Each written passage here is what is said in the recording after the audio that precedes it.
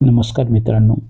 असे म्हणतात की इतिहासाच्या पानावर काही नावे लिहिली जातात, त्याचे तेज कधीही कमी होत नाही. राजा हरिश्चंद्र हे एक असे नाव आहे जे सत्य आणि नीतिमत्तेचे समानार्थी बनले आहे. पण कल्पना करा, एखादी व्यक्ती सत्यासाठी आपले राज्य, आपले सुख, आपले कुटुंब आणि अगदी आपल्या मुलाचेही बलिदान देऊ शकते का? जो राजा कधीही खोटं बोलायला शिकला नाही, तो त्या सत्याच्या ओझ्याखाली इतका तुटून जाऊ शकतो की त्याला स्वतःच्या पत्नीकडून अंत्यसंस्कार शुल्क मागावे लागते. जर सत्य इतके कठीण असेल, तर ते एखाद्या व्यक्तीला तोडते की त्याला अमर बनवते?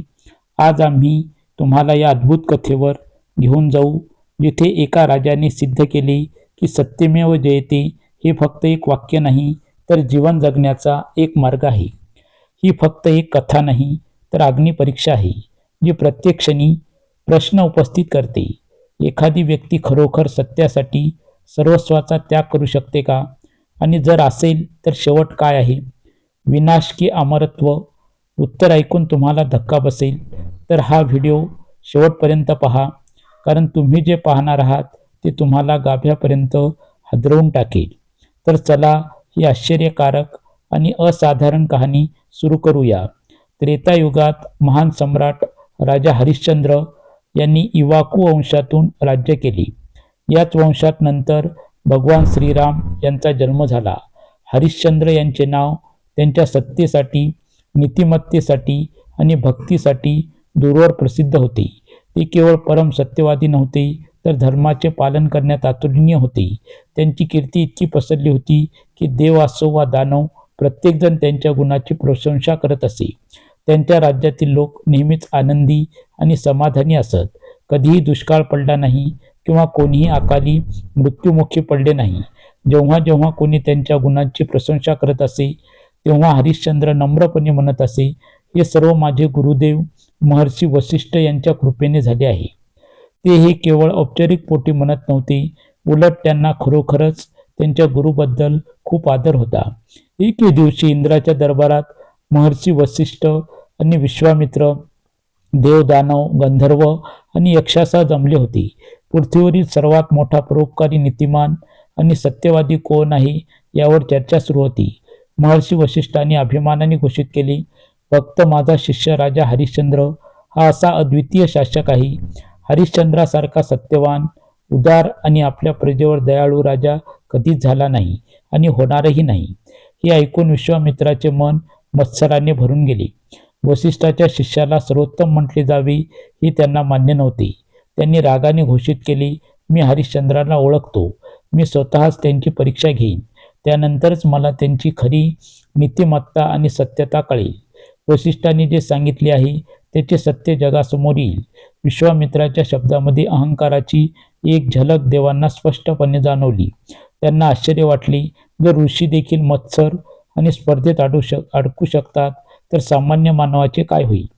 देवाचा राजा इंद्र यांना माहीत होते की वसिष्ठ आणि विश्वामित्र यांच्यात आधीच दीर्घकाळपासून वैर आहे, म्हणून बाजू घेणे व्यर्थ होते. महर्षी वसिष्ठांनी शांतपणे आणि गंभीरपणे उत्तर दिले, तू बरोबर आहेस विश्वामित्र. जर तुम्हाला हवे असेल तर राजा हरिश्चंद्र स्वतःची परीक्षा घ्या. सत्य स्वतः प्रगट होईल. वसिष्ठाकडून हे ऐकून विश्वामित्राचा संयम सुटला. तो रागाने सभा सोडून निघून गेला आणि राजा हरिश्चंद्राची परीक्षा घेण्याचा आणि खऱ्या अर्थाने सत्याची परीक्षा घेण्याचा निर्धार करत निघून गेला. एके दिवशी राजा हरिश्चंद्र जंगलात शिकार करत होता. अचानक त्याच्या कानात एक वेदनादायक हाक ऐकू आली, हे राजा, मला वाचवा, मला वाचवा. राजाने ताबडतोब आपला घोडा थांबवला आणि त्याच्यासमोर एक तरुणी तपस्वी उभी असलेली दिसली. ती रडत होती आणि दोन्ही हात आकाशाकडे उंचावत मदतीसाठी याचना करत होती. आजूबाजूला पाहिले तर राजाला दुसरे कोणीही दिसले नाही. तो आश्चर्यचकित झाला आणि त्याने विचारले, तुम्हाला त्रास देणारा कोण आहे? माझ्या राज्यात तुमचे कपडे आगीत जाळण्याची हिंमत कोणाकडे आहे? तू निर्भय आहेस? मला मला सांग, तो कोण आहे? मी आत्ताच माझ्या बाणांनी त्याचा नाश करेन. तपस्वीने रडत उत्तर दिले, राजा, इथून फार दूर नाही एक तपस्वी कठोर तप करत आहे. तो माझ्या सर्व शक्ती आपल्या हाताने हिरावून घेऊ इच्छितो. या भीतीमुळे मी तुमच्याकडे आश्रयासाठी आले आहे. हरिश्चंद्र ठामपणे म्हणाला, तू कोणत्याही भीतीशिवाय तुझी तपस्या चालू ठेवू शकतेस. जोपर्यंत मी जिवंत आहे तोपर्यंत माझ्या राज्यात कोणताही अन्याय होणार नाही. मी त्या ढोंगीला आत्ताच पाहीन, असे म्हणत तो लगेच त्या दिशेने गेला.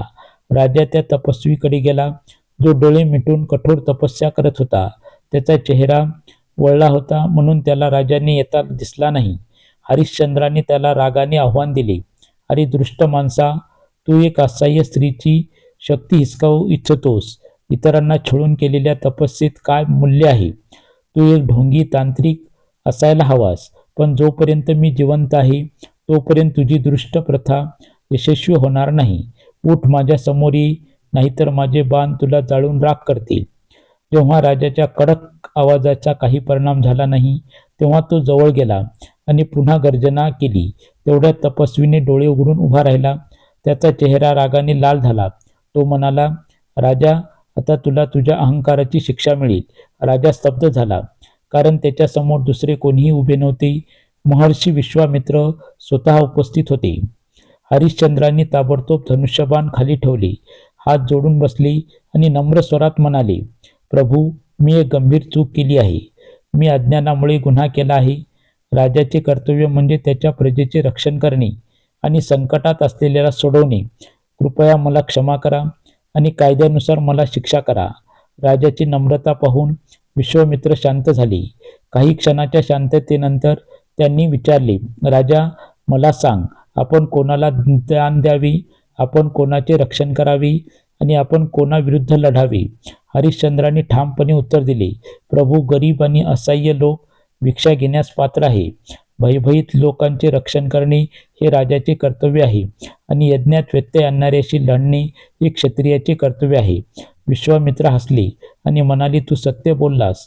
स्त्रीचे रक्षण करणे हा तुझा गुन्हा नव्हता. पण आता मला सांग, तू मला भिक्षा देऊ शकतोस का? मला यज्ञ करायचा आहे आणि मला दक्षिणा भेट हवी आहे. हरिश्चंद्र लगेच म्हणाला, ऋषी, तुला जे हवे मी तुला अर्पण करेल. सोने, राज्य, पुत्र, अगदी माझे जीवन, माझे जे काही आहे ते तुझ्या चरणी समर्पित आहे. राजाच्या बोलण्याने विश्वामित्र स्तब्ध झाले. तो गंभीर स्वरात म्हणाला, ठीक आहे राजा, वेळ आल्यावर मी ते मागेन. सध्या तरी परत जा आणि राज्याची काळजी घ्या. पण तुझे वचन लक्षात ठेव. हरिश्चंद्र हात जोडून नतमस्तक झाले आणि राजधानीत परतले. वचन दिले की सत्य कितीही कठोर असले तरी ते कधीही मागे हटणार नाही. जंगलातून परतल्यानंतर विश्वामित्राला राजा हरिश्चंद्राची परीक्षा घेण्याची तीव्र इच्छा झाली. त्याने विचार केला, हे हरिश्चंद्र किती नीतिमान आणि सत्यवादी आहे ते पाहूया. त्याने लगेच त्याच्या दाढीतून एक केस उपटले आणि जमिनीवर फेकले. त्या क्षणी एक भयानक आणि क्रूर डुक्कर दिसला. त्याच्या गर्जनेने जंगल हादरले. डुक्कर मानवी भाषेत म्हणाला, गुरुदेव, माझ्यासाठी तुमचा काय आदेश आहे? विश्वामित्रांनी आदेश दिला, अयोध्येत जा आणि राजा हरिश्चंद्राची राजबाग नष्ट करा. जर राजा तुम्हाला मारू इच्छित असेल तर त्याच्याकडे तुमच्या जीवाची याचना करा. डुक्कर वाकून विजेतेच्या वेगाने अयोध्येकडे निघाला. थोड्याच वेळात डुक्कर राजबागेत शिरला. त्याने झाडे उपटून टाकण्यास सुरुवात केली. त्याने वेली आणि फुले तुडवू लागली. सैनिकांनी त्याला रोखण्याचा सर्वतोपरी प्रयत्न केला. त्यांनी बाण सोडले, भाले फेकले, दगड आणि काठेही उचलल्या, पण त्याचा त्याच्यावर काहीही परिणाम झाला नाही. उलट त्याची भयानक गर्जना ऐकून सर्व सैनिक घाबरून पळून गेले. शेवटी रक्षकाच्या प्रमुखाने उपनेत्याला सांगितले, हे राक्षसी डुक्कर आमच्या नियंत्रणाबाहेर आहे.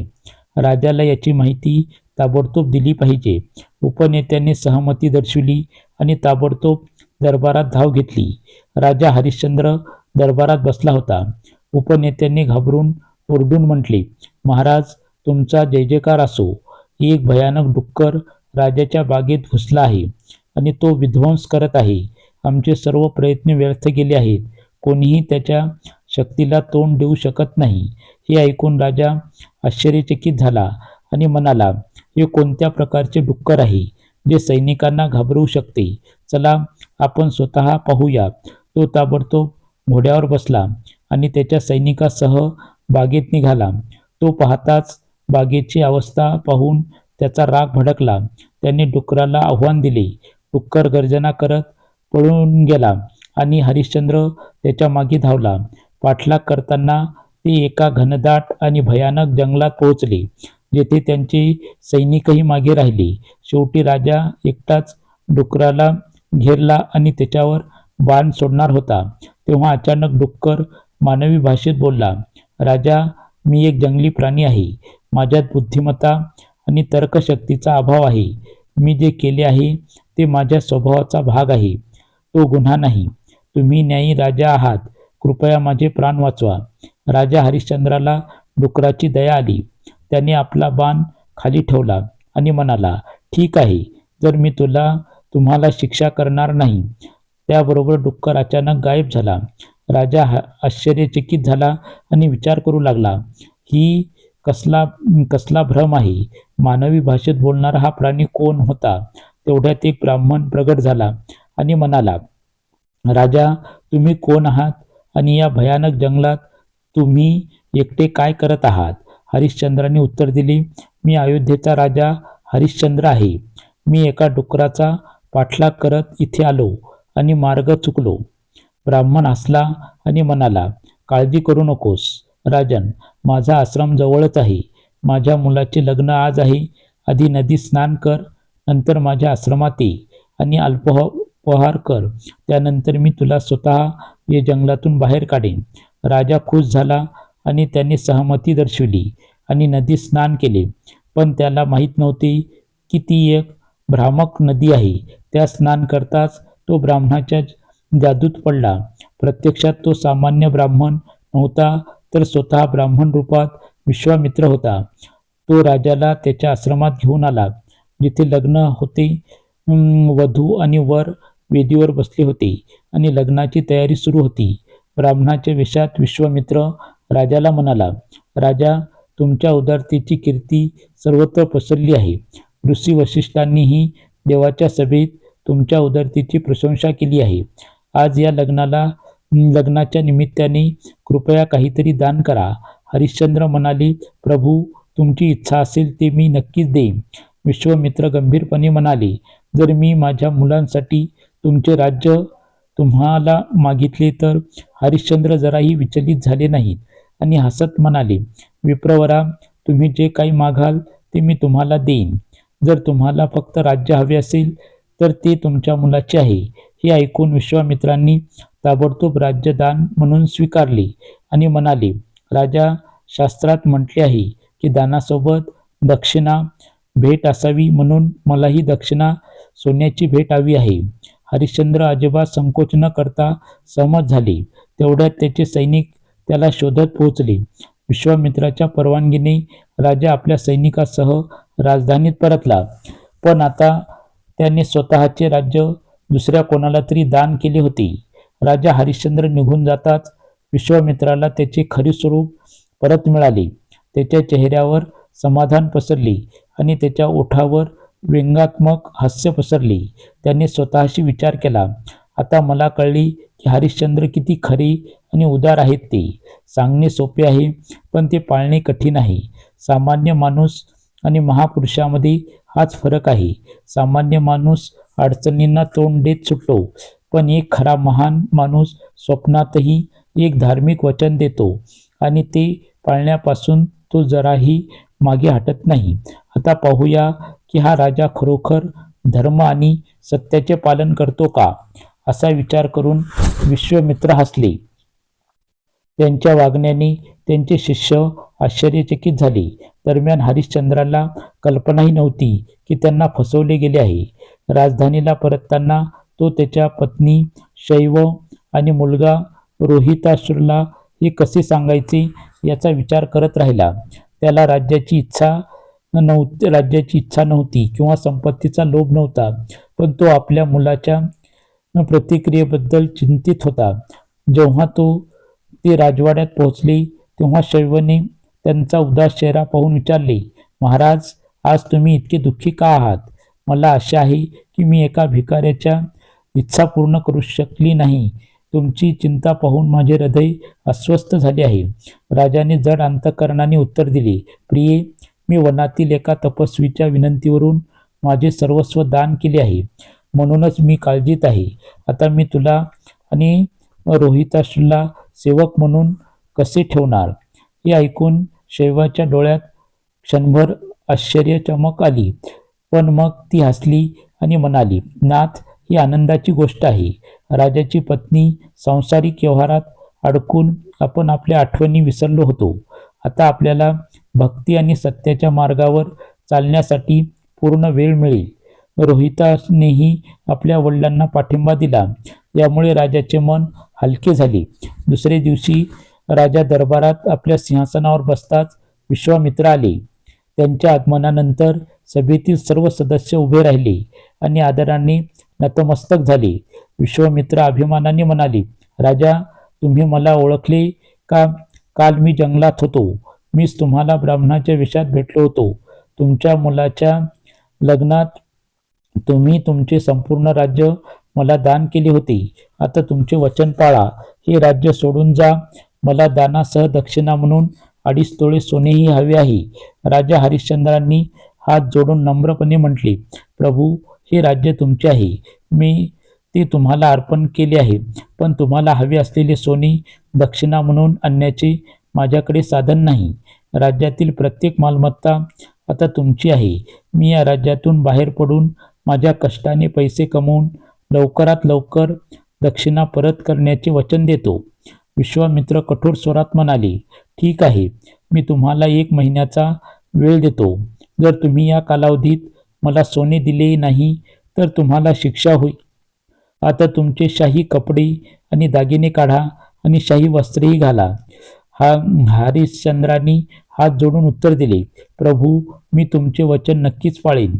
जर मी तसे करू शकलो नाही तर तुम्ही मला द्याल ती कोणतीही शिक्षा मी स्वीकारेन. असे म्हणून त्यांनी आपले शाही अलंकार काढून राजवस्त्रे परिधान केली. मग जड अंतःकरणाने तो राजवाड्यात परतला. त्याच्या जाण्यानंतर महर्षी वसिष्ठ आता गप्प राहू शकले नाही. ते गंभीर स्वरात म्हणाले, मित्रा, हे वर्तन योग्य नाही. जर तुमचे कोणाशी काही वैर असेल तर ते माझ्याशी करा. निष्पाप राजाला असे त्रास देणे हे ऋषीच्या परंपरेविरुद्ध आहे. पण विश्वामित्रांनी तिरस्काराने हसून उत्तर दिले, महर्षी, ही तर फक्त सुरुवात आहे. कालांतराने हरिश्चंद्र आणि त्याच्या कुटुंबाचे काय होते ते पाहूया. वसिष्ठ शांतपणे म्हणाले, अहंकार हा माणसाचा सर्वात मोठा शत्रू आहे. ऋषींना त्याच्या आध्यात्मिक शक्तीबद्दल अहंकार असणे शोभत नाही.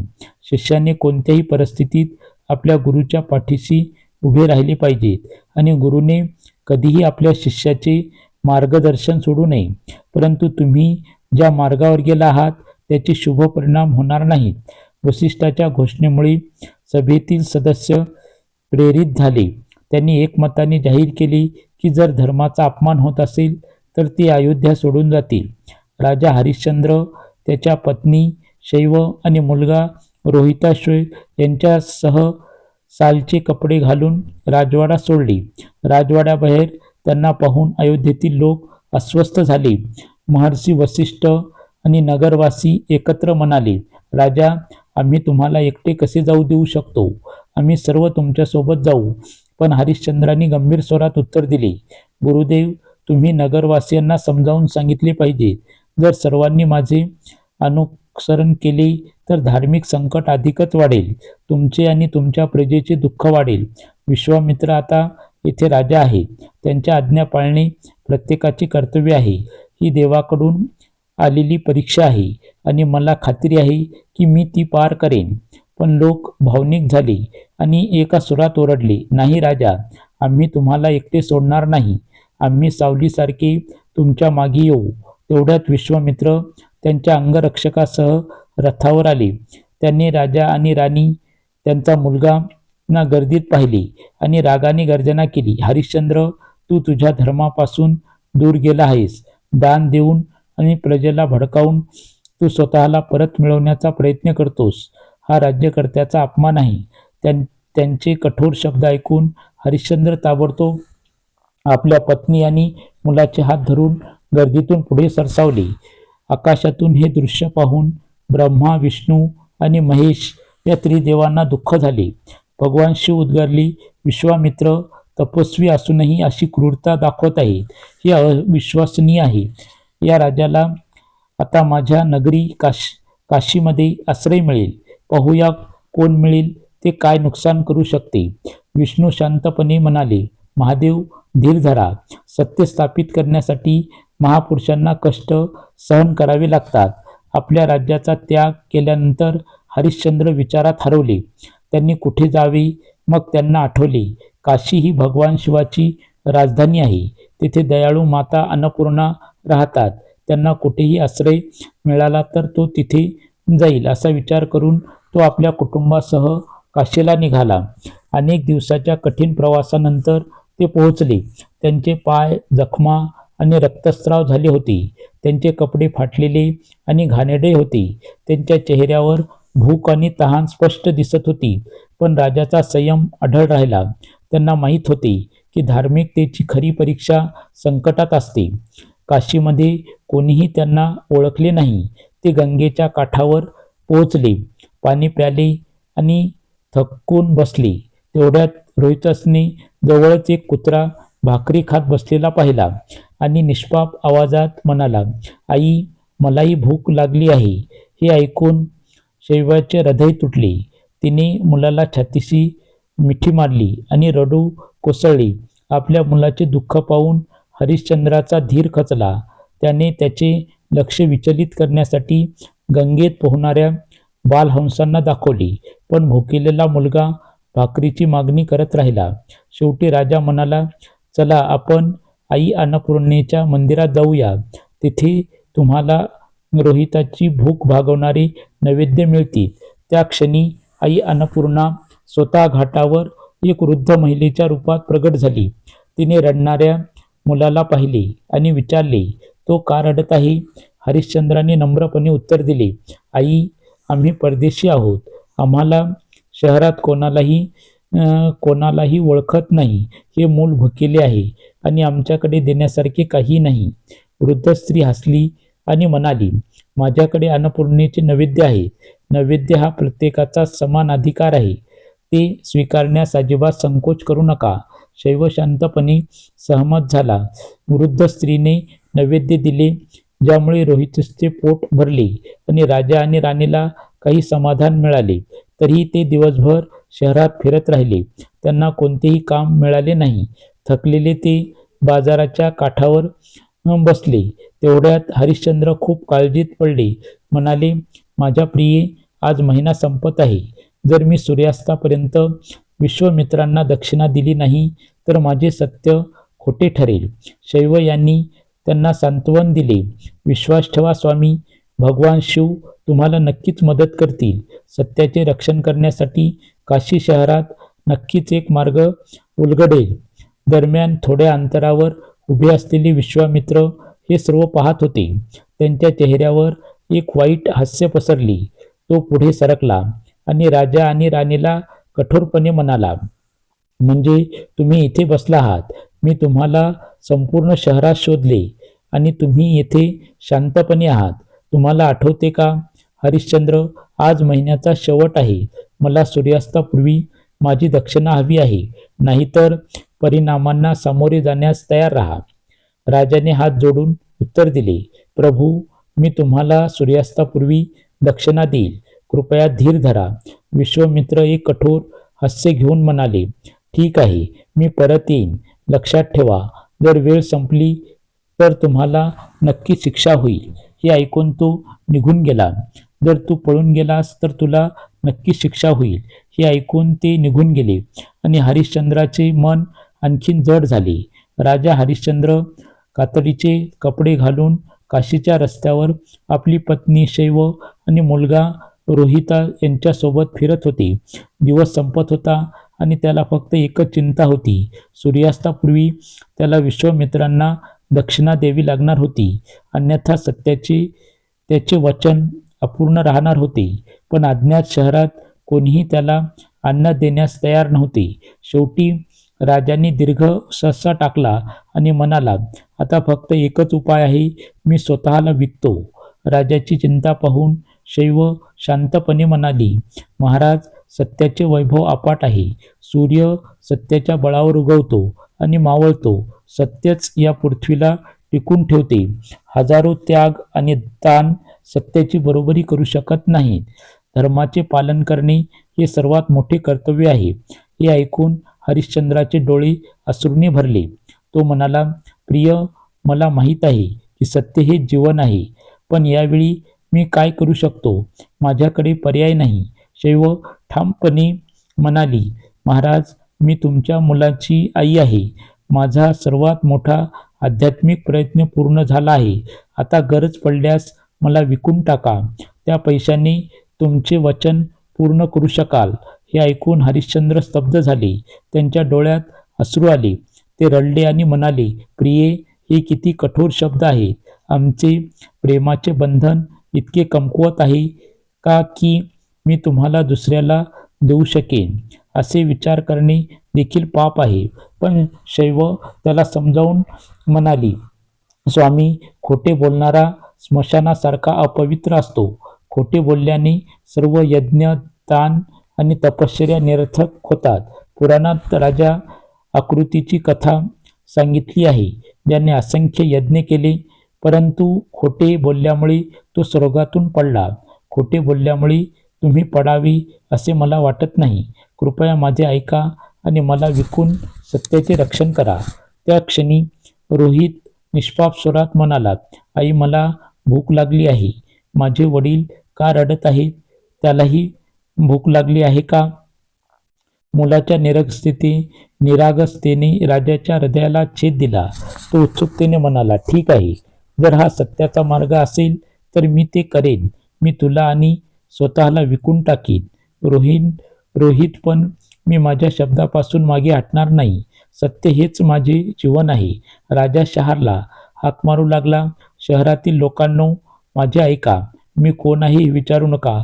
फक्त एवढेच, मला माझी पत्नी आणि मुलगा विकण्यास भाग पाडले आहे हे जाणून घ्या. जर कोणाला दासी किंवा नोकराची गरज असेल तर ते त्यांना विकत घेऊ शकतात. लोक स्तब्ध झाले. तेवढ्यात एक वृद्ध ब्राह्मण पुढे आला आणि म्हणाला, मला दासी हवी आहे. माझी पत्नी आजारी आहे आणि घरकाम करू शकत नाही. मला सांगा, तिची किंमत काय आहे?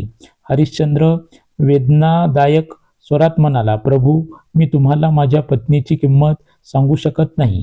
तुम्हाला जे योग्य वाटेल ते मला द्या. त्या क्षणी ब्राह्मणाच्या वेशात असलेल्या विश्वामित्राने एक गठ्ठा पुढे केला आणि म्हणाला, मी तुम्हाला तिच्यासाठी सोन्याची रक्कम देईन. राजा असह्य झाला आणि त्याने पैसे स्वीकारले. शैवाच्या डोळ्यात अश्रू आले.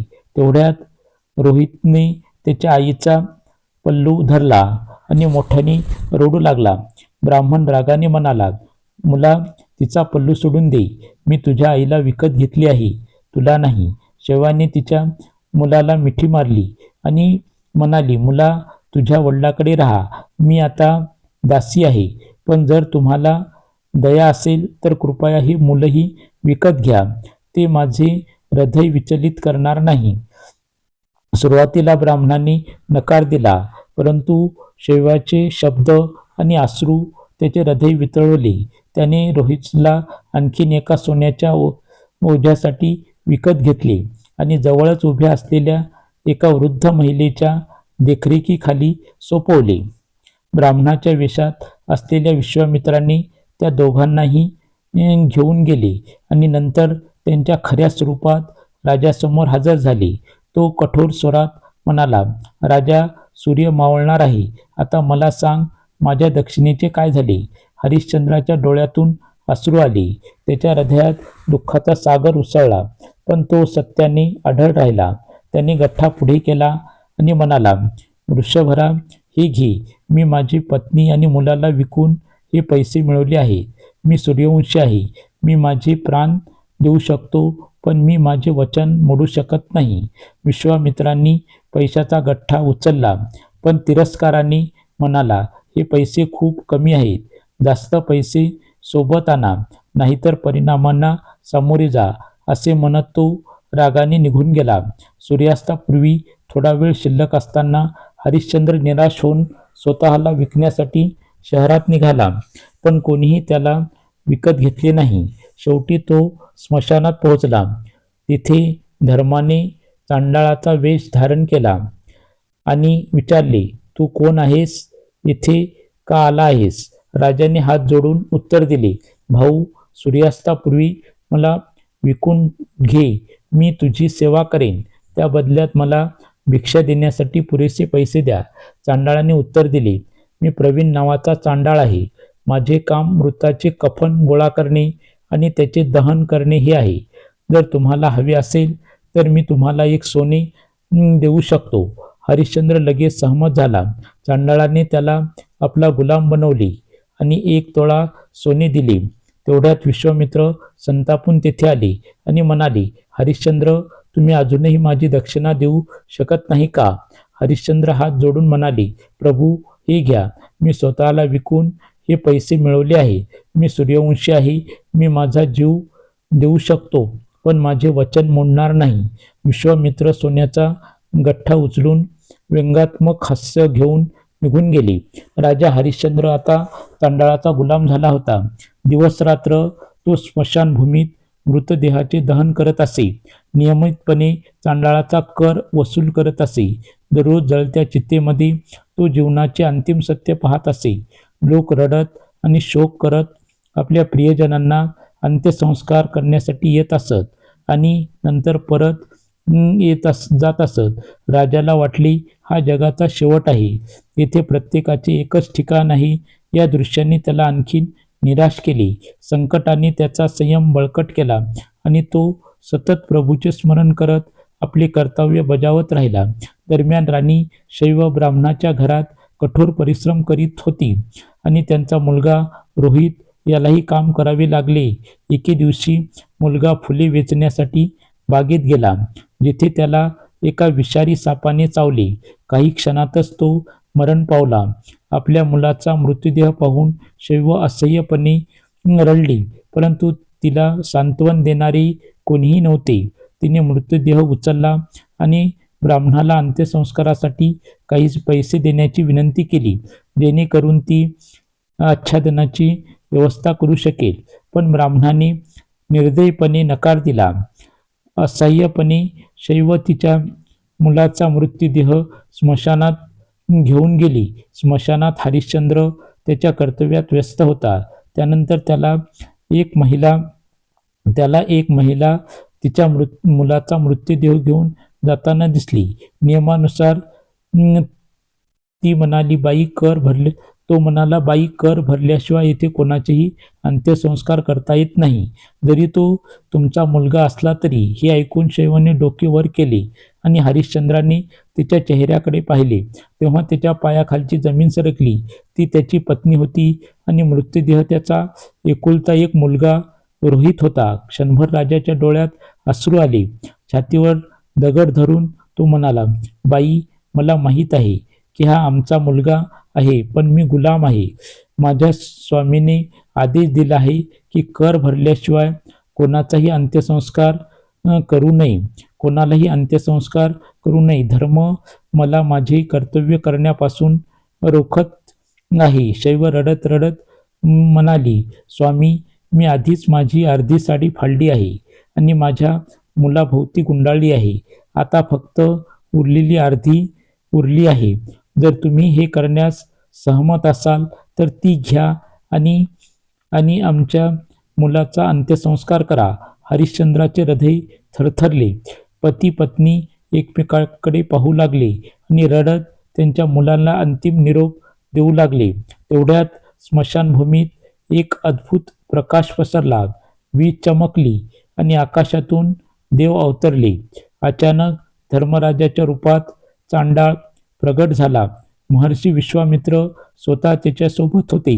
विश्वामित्र पुढे आले आणि हरिश्चंद्राला मिठी मारत म्हणाले, राजा, ही सगळी परीक्षा होती.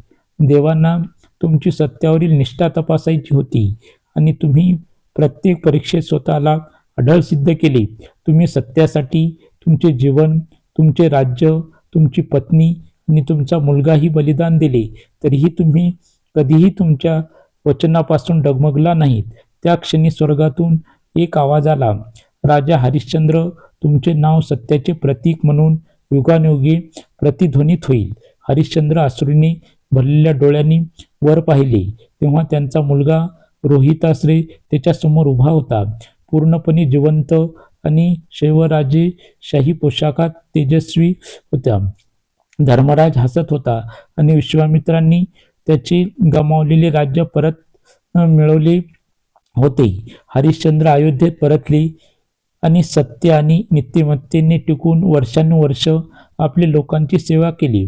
पण ही एक कथा फक्त एका राजाबद्दल नाही, तर एका आदर्शाबद्दल आहे. सत्य आणि प्रामाणिकपणा जेव्हा ओळखला जातो, जेव्हा जेव्हा तुम्हाला परिस्थितीने भाग पाडले तरी खोट्याचा अवलंब करण्याची प्रत्येक संधी मिळते, तरीही तुम्ही अढळ राहता. राजा हरिश्चंद्रांनी दाखवून दिले की सत्याचा विजय होतो. हे केवळ एक वाक्य नाही, तर एक जीवनशैली आहे. आणि जोपर्यंत सत्यप्रेमी लोक पृथ्वीवर अस्तित्वात आहेत, तोपर्यंत स्वर्ग आणि देव त्यांचे गुणगान गात राहतील. हा व्हिडिओ बोलताना माझ्याकडून काही चूक झाली असेल तर मी आपली सर्वांची माफी मागतो. जर तुम्हाला ही कथा आवडली असेल तर कृपया माझ्या चॅनलला लाईक करा, शेअर करा आणि सबस्क्राईब करा. कमेंट्समध्ये हर हर महादेव लिहा. धन्यवाद. नमस्कार. जय हिंद. जय महाराष्ट्र. जय भारत. शुभ.